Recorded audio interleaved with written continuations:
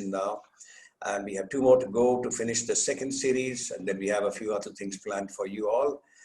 What I'm really happy about is that the discerning numbers of architect students, engineering students, and interestingly, students of MBA programs has shown me that the young professional today in India is keen, hungry for knowledge of this kind. What is more interesting is that a lot of working professionals, including some of these members of industry segments, of the building sector, of the HVAC sector, from ISRE, ASHRE, service management, service consulting companies, all of them are present in these sessions that we have been holding. Well, this is a program, this particular one called Circular Thinking in Construction was born as an idea over a casual chat that I was having with Sriram when he suggested that he will want to present on this subject. Well, it was not an idea that was new to me or to many of you, but I sensed intuitively, even as he spoke over the telephone to me that day, that if a young professional, he is 4 or 5 years older than my son, if a young professional like Sriram was talking about it, it means that the idea is finally coming into its own in the marketplace. That was important to me. So I invited him instantly to make this presentation in this series, the second series called the Iconic India Innovations Series. Circular economy, as I said, is not a phrase that you are unfamiliar with if you are an engineer, architect, MBA, and all that. Cradle to cradle, against cradle to grave, life cycle assessments and such have been spoken about for at least 20 or 25 years, as Ajit and I will recall. When I was creating a project in 2004, one of the things that we told ourselves as a team was that the 4 basic pillars of all good sustainability thinking, economic efficiency, ecological compatibility, equity, meaning fairness to all your stakeholders, and endogeneity, that is to use materials that are as close and in terms of traditional skills and so on, were the 4 pillars, and they had to be woven into the architectural master plan and the drawings that emanate for such a building. In this case, it was 500,000 square feet of an apartment space in the east of Bangalore, in Whitefield, in the city. What happened is we saw that they converged in a certain sense and made for the kind of things that Sriram will speak to you about today. Companies which are creating infrastructure have been quietly undertaking such circular economy processes without sometimes even being aware of the approach being tagged as circular. A residential project, for example, in the north of Bangalore, ran into trouble some 2 or 3 years ago, I think it was in 2017, for want of the right structural consulting inputs. They were already about 1 year into the project, and they were at sea as to how to go about things and shape the way forward. One of the directors of the company over a luncheon meeting shared his woes. I suggested that some inflections in the thinking, and eventually they resolved it with a challenge with a newly commissioned firm of structural experts who were brought in. Now, what did they do? Over the next 6, I think, or maybe 7 months, we iterated together with a bit of lateral thinking and common sense and brought about a reduction of about 3,000 cubic meters of concrete and about 800 or 820 tons of steel in the construction of that project. The project is nearly complete now. I think thanks post-COVID, they will be handing over to the owners, the home buyers and so on. That was about circular thinking, but trust me, the phrase circular thinking was never used in any of the discussions we were having. It is not about sustainability as an outcome. Remember that. It is only a desired outcome. What is important is that in a project of, say, let's say 1 million square feet, good circular thinking can bring a sharp reduction in cost for the builder company. It is essentially about such value engineering that ensures no compromise whatsoever in what is offered to the end customer, while the project executing groups find it to be within their existing skill sets of project engineering, construction, and management, and so on. Both Dr. Sabnis and Sriram will tell you their stories of such evolution of ideas have happened in their own spheres that are so practical, as Lakshmiji said this morning to me, the dean of the university in Cuttack called the Sri Sri University, how they are business oriented and how they achieve ends of sustainability in our cities, and you know that the world needs it. The special invitee of today, as I said earlier, Dr. Ajit Sabnis, was a natural choice for this session of the Living Building series because of his own passionate engagement with efficiencies for a building in its construction phases. You will hear him soon, just after I finish. Over the last 5 years, he has developed a matrix and methodology that makes it easy for project professionals and for architects to follow very simple protocols that demystify these sustainability elements of circular thinking. More from him will come as a master mentor in the next session, two Thursdays from now, on August 6th, when he will be presenting his perspectives on such thinking on sustainability buildings and assessments. In a sense, Bangalore, therefore, I'll put it like this. This session is part one of what will follow 2 Thursdays from now, when Sabnis will once again join us to present a very unique table and matrix. Trust me, it's a beautiful presentation. I've seen it maybe 1.5 years ago. You will see and hear from Sriram today talking about BAMB or BAMB. Such material banks are conceptually interesting to understand, while they are not too difficult to practice. The one challenge that circular thinking can and should solve in very visible ways for the building industry and for every city relates to construction debris and disposal. I was talking this afternoon to Mr. V. Suresh, the chairman of the IGBC. I think he's there. I've not checked the participants list the last 5 minutes. And he was saying that, well, as industry now, as representatives of various bodies, CREDAI included, IGBC included, we must do something to take this forward. I've been struggling with this for the last maybe 10 years now, urging builders to see how they can work with their contractors to manage construction debris better. Niranjan Khatri, who is present here, good evening, Niranjan. He presented to you all at the last Prem Jain studio session, has been anguishing over it for many years on debris and construction. In a city like Bangalore that delivers about 300 million square feet every year, it is inevitable that 3 to 4% of construction materials used go out as waste. You heard me right, about 300, could be 400 million square feet gets delivered every year in the city. There have really been no significant solutions so far for construction debris. What happens to the waste from such construction sites is a matter of a separate discussion, another day, in some other form. Many of the things that will be presented today will offer you more questions in your mind than they will actually offer answers. I will, of course, we will all welcome you to put up your questions, but I can tell you that this is not about answers. This is about triggering thinking in your minds as young shapers of a new set of forms for industry. Finally, every act of creation also means destruction.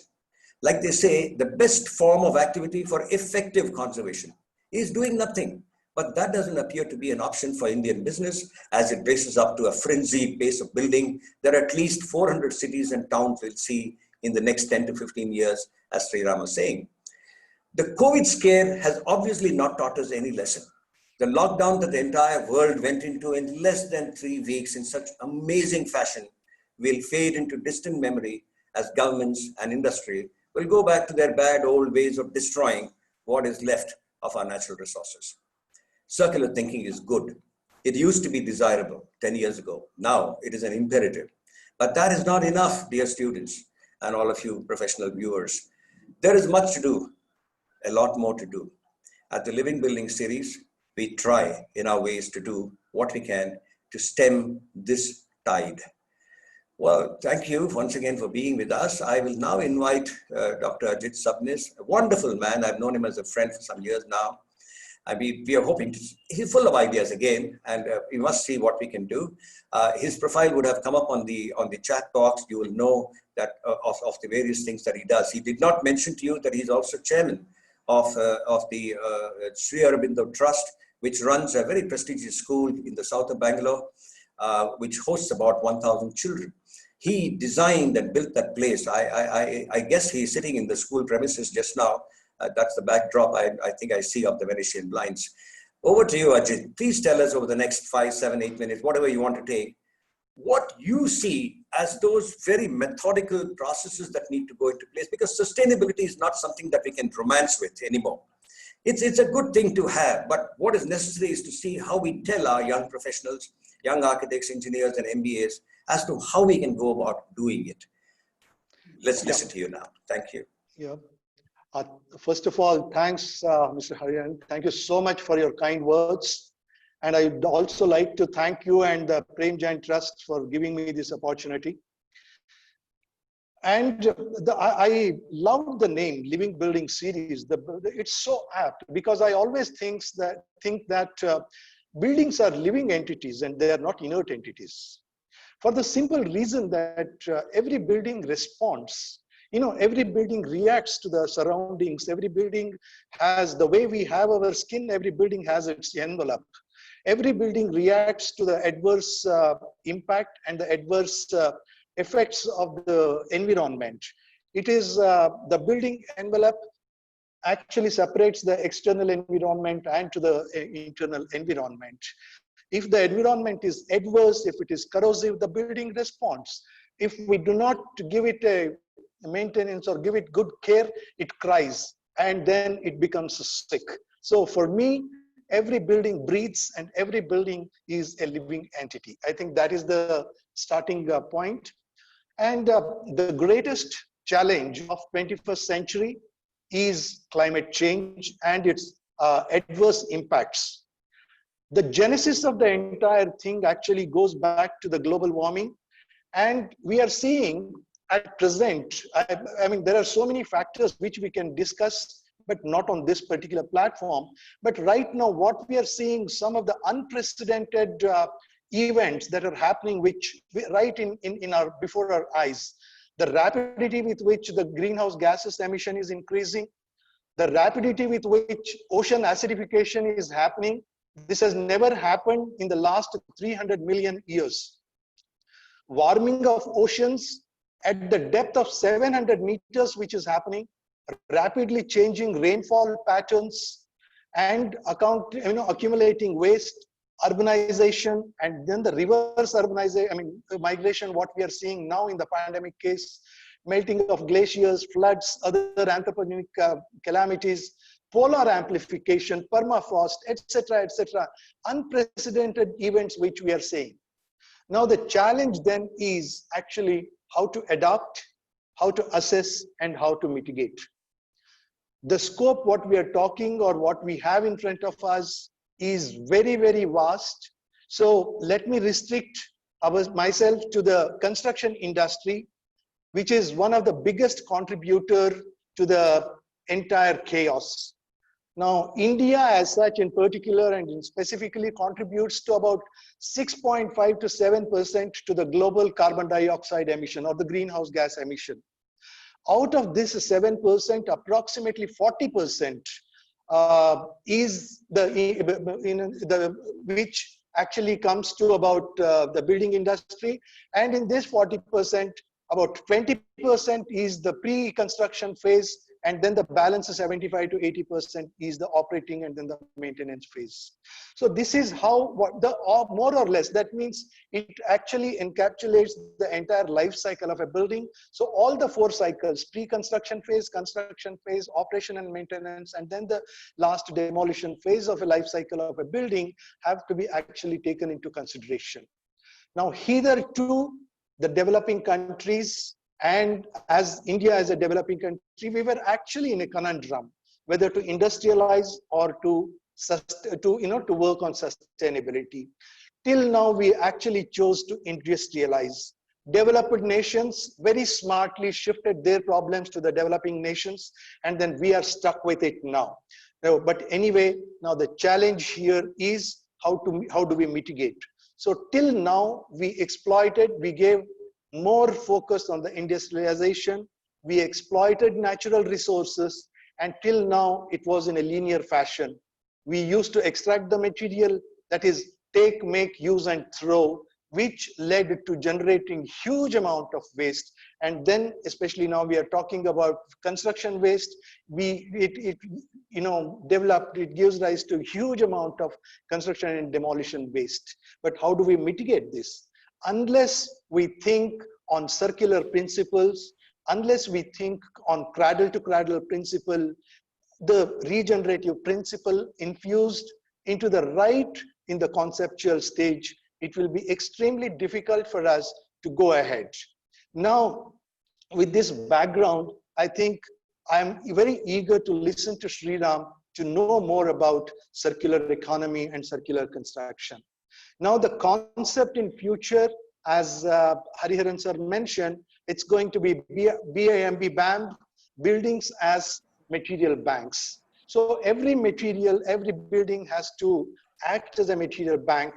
And then lastly, how do we actually, till today, we do not have the exact definition of what sustainable construction is. Sustainable construction is actually, we have seen it, and there are many definitions of sustainable construction, but one which I feel very apt is, it is a process of creating and operating a very healthy built environment based on resources, efficiency, and ecological decision. And this is what a sustainable construction is. And then I would not like to take more time. I'm also equally eager to listen to Sriram, but I'd like to quote one statement. I had a very great opportunity to spend few hours one-to-one with the former President of India, Dr. APJ. I asked him, how do you define sustainability, true sustainability? He told me that true sustainability can be defined in only one way, that how do you draw a line between need and greed? And ultimately, I think that is what we are at. Ultimately, we need to, that is what Sriram also in his initial remarks said talked about conscious living. And unless we draw in, so sustainability doesn't remain as just an engineering perspective. Probably sustainability, true sustainability also remains as a psychological and engineering perspective. Unless we draw a balance, we strike a balance between these two beautiful aspects and then go ahead, I think we will be able to evolve a beautiful, sustainable environment. And with that, I think I conclude my remarks.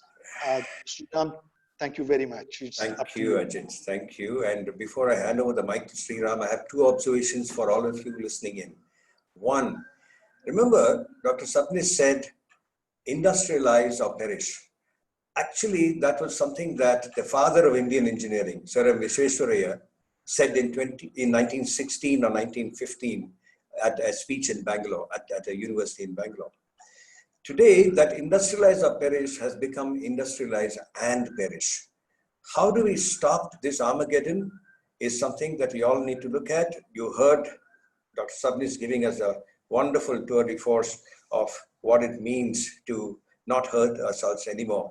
The other is when he talked about Dr. Abdul Kalam and he talked about need and greed, the challenge, as you will see when Sriram presents also, and he's got quite a few of these, shall we say, marquee clients who are willing to listen to him today and make changes in the way they conduct their business. Like Dr. Kofi Annan said, the UN Secretary General, no one is asking people to do different businesses. People are being only told to do businesses differently. Now that difference, that subtlety is what we all need to understand as architects, as engineers and such. And so when he talks about a customer wanting something or a client wanting something, actually he's coming from what he believes or what we all believe clients need.